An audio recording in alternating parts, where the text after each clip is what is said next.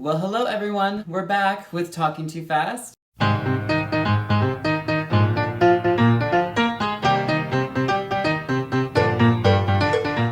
We are your hosts, Ryan Bamey and Brittany Chapman. This is our second round for our mini-series segment called The Dating Games. Today we're going to be focusing on social media in the dating world.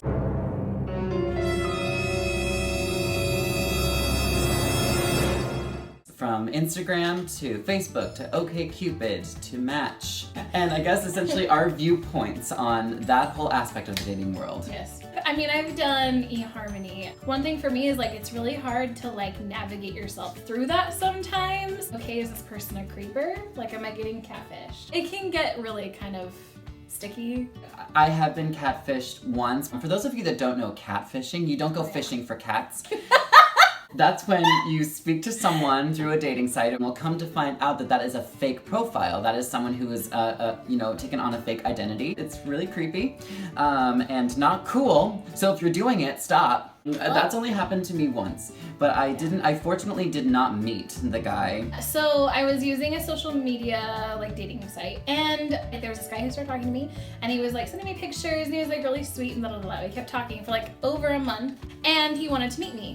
And I was well, I feel it would be better if you were to meet, because he lived in Idaho, but he wanted me to come there. And it was these little red flags going up. My dad, without me knowing, started doing all this research on this guy. So much information was so wrong. He was way older than he said. His job was different. He lived in the house he said he did, but there were all these things that didn't make sense. And I said, hey, I think we probably need this to end, because I just feel there are some things you're not really being honest about. And he didn't even question me. He's okay, bye.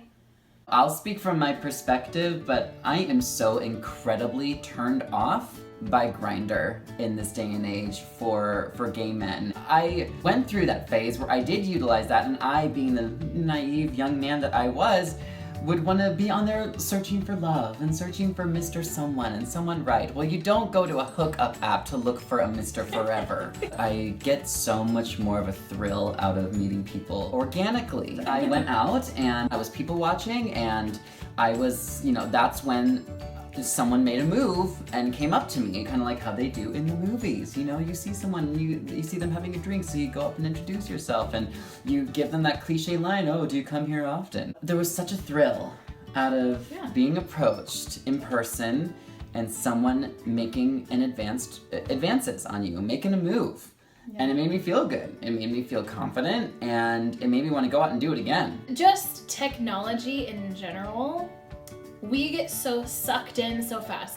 Can we converse? Can we not have our phones out and just have conversation? Yes. Also, I feel with social media being used in the dating world, it can stint some social skills. It's so annoying.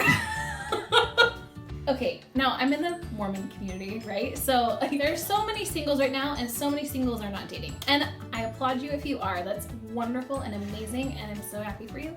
But I think one of the reasons why so many people are not dating at this point is that they don't have the skills to make the dating thing happen. Mm-hmm. They're scared out of their minds. They're relying so much upon technology and just not really this making connections with people. It creates a confined safety box for them. Yeah.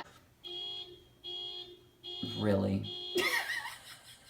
A big thing that has taken off is Facebook relationship status and what part that plays. And basically it has turned into a bit of a three-way relationship between you, your significant other, and Facebook. What do I do on Facebook? Do I change my Facebook status? Do I change my Facebook picture? Do I change it to, it's complicated. Right. Or do I privatize it? First of all, it's no one's business. And I don't need anyone causing any more drama in my life. No. And I don't necessarily need anyone's pity. Too. Yeah. I don't need anyone to be oh, I'm so sorry.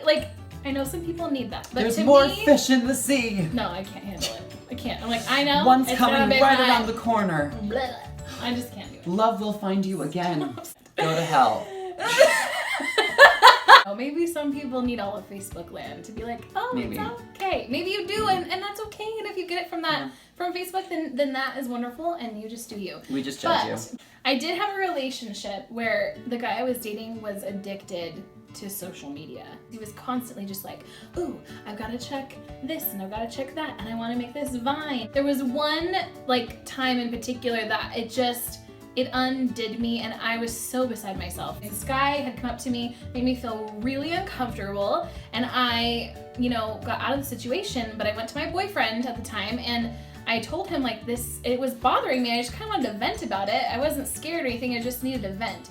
He gets out his phone and he starts creating a Vine that was basically kind of like making fun of the situation that I was talking to him about. I like stopped what I was saying and I was just like, is this seriously happening right now? Is it not obvious that I'm upset right now and that I really need to talk to you and that you are so worried about this idea you have for your Vine that you need to create this right now? Word to the wise, if ever I date you one day and you're my boyfriend and we have an argument, don't Twitter about it.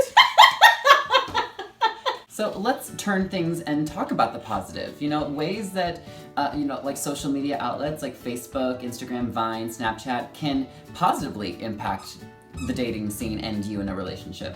The simple act of just posting a picture of what you're doing. Whenever I'm with my friends or with my significant other and we're doing something really fun, that's that capture. You capture that moment, it's a memory. It's crazy how awesome like social media is and how much it offers to us as society. Like it really is incredible.